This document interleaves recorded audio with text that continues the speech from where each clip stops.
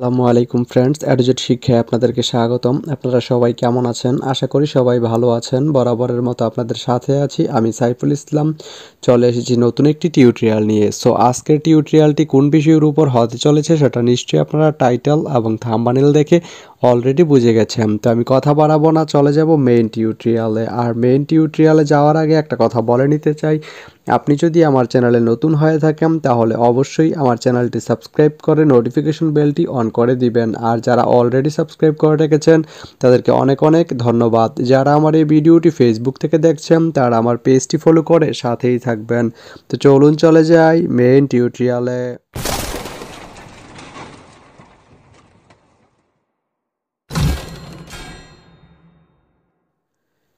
তো বন্ধুরা, আজকে আমরা জানবো আপনি কিসমত থেকে চিরির বন্দর যেতে কোন কোন ট্রেন রয়েছে, সেই ট্রেনগুলো ছাড়ার নতুন সময়সূচি, বন্ধের দিন এবং গিয়ে পৌঁছতে কতক্ষণ সময় লাগবে বিস্তারিত।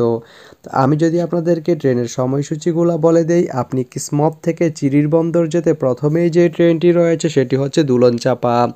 দুলনচাপা ট্রেনটি কিসমত থেকে ছাড়বে সকাল 6টা 23 মিনিটে এবং এটি চিরির বন্দর গিয়ে পৌঁছবে সকাল 8টা 52 মিনিটে। এই ট্রেনটির কোনো অফ ডে নেই।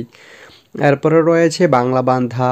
বাংলাবান্ধা ট্রেনটি কিসমত থেকে ছাড়বে সকাল 9টা 19 মিনিটে এবং এটি চিরির বন্দর গিয়ে পৌঁছবে সকাল 11টা 33 মিনিটে। শনিবারের দিন এই ট্রেনটি বন্ধ থাকে।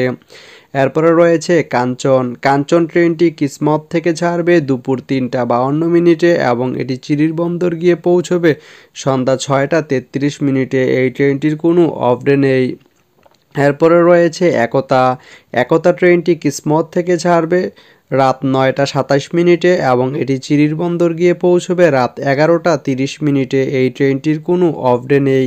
তো আপনি কিসমত থেকে চিরির বন্দর যেতে এই 4টি ট্রেনের যে কোনো একটি ট্রেন ব্যবহার করতে পারেন। তো ভিডিওটি কেমন লাগলো অবশ্যই কমেন্ট করে জানাবেন।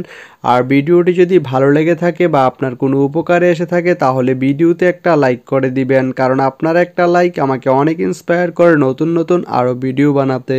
তো ধন্যবাদ সবাইকে ভিডিওটি এতক্ষণ ধৈর্য ধরে দেখার জন্য। ভালো থাকবেন, সুস্থ থাকবেন, এডুজেট শিক্ষার সঙ্গেই থাকবেন।